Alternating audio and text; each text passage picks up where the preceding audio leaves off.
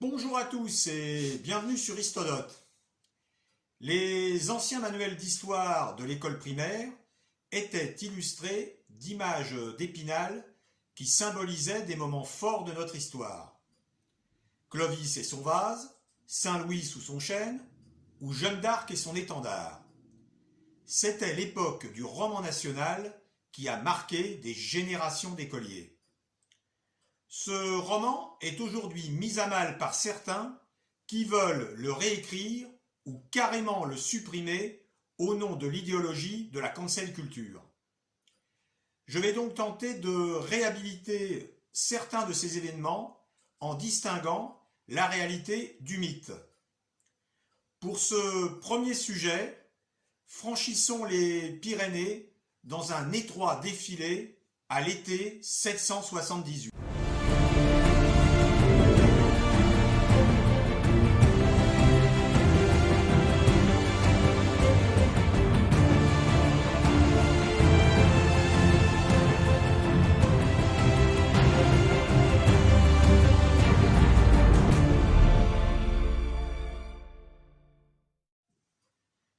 La chanson de Roland raconte l'embuscade dont fut victime l'arrière-garde de Charlemagne, commandée par son neveu Roland dans le défilé de Roncevaux. Une attaque menée par 100 000 Sarrasins. Pris au piège dans ce défilé, sous une avalanche de rochers, et malgré leur héroïsme, ils vont succomber sous le nombre. Olivier, l'ami de Roland, le supplie de sonner de l'olifant pour prévenir Charlemagne de leur porter secours. Mais le traître Ganelon, qui a entendu l'appel, dissuade l'empereur d'intervenir. Il sonne si fort de son corps qu'il se rompt les veines des tempes. Dans un dernier effort, il tente de briser son épée Durandal sur un rocher. Mais c'est le rocher qui se fend. Épuisé et blessé, il s'allonge contre un arbre pour attendre la mort. Finalement, Charlemagne arrivera trop tard sur les lieux, mais châtiera les coupables de cette odieuse attaque. Ce poème, de 9000 vers, écrit 300 ans après, est bien sûr une version mythifiée de la réalité, dans un contexte de croisade et surtout des premiers romans de chevalerie de Chrétien de Troyes. On peut voir d'ailleurs une similitude entre Durandal et Excalibur. Mais que s'est-il passé réellement ce 15 août 778 ? Le contexte déjà. La péninsule ibérique est sous domination musulmane depuis le début du 8e siècle. Mais elle est divisée entre factions rivales. En 777, le wali, ou gouverneur de Barcelone, sollicite l'aide de Charles, qui n'est encore que roi des Francs, dans sa lutte contre l'émir de Cordoue. En échange, il lui promet des places fortes dans le nord de l'Espagne pour garantir la sécurité du royaume franc.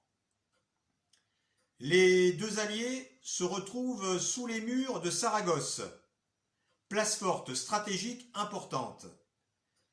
Mais le gouverneur refuse de leur ouvrir les portes. Il s'est en effet rallié à l'émir de Cordoue. Charles renonce à faire le siège de la ville. Surtout qu'il apprend que les Saxons se sont encore révoltés dans le nord de la Germanie. Il rebrousse donc chemin en passant par Pampelune, qu'il va piller et raser les fortifications. C'est donc en représailles de ce pillage que les Vascons, ancêtres des Basques, vont attaquer l'arrière-garde et récupérer le butin dérobé. Pour sa part, Roland n'avait aucun lien de parenté avec Charlemagne. Il était simplement le préfet des Marches de Bretagne, c'est-à-dire le défenseur de la frontière entre cette région et le royaume franc. Et son fameux olifant. Si, il existe. Enfin, 7 exemplaires revendiquent ce titre. Cet instrument, taillé dans une défense d'éléphant, était un signe de commandement des hauts dignitaires de l'époque. Maintenant, quelques précisions sur Charlemagne. Contrairement à une idée reçue, il ne portait pas de barbe fleurie, ni même de barbe du tout, mais sans doute une simple moustache. On prétend également qu'il a inventé l'école, mais lui-même ne savait ni lire ni écrire. Il fut couronné empereur à Rome 22 ans après Roncevaux, le jour de Noël de l'an 800. Vous êtes maintenant fin prêt à transmettre ce récit à vos enfants et à vos petits-enfants. Mais un petit conseil, gardez quand même un peu de légende. Ça aussi, c'est l'histoire. Merci à vous de m'avoir suivi et je vous donne rendez-vous pour un prochain numéro d'Histodote. Salut!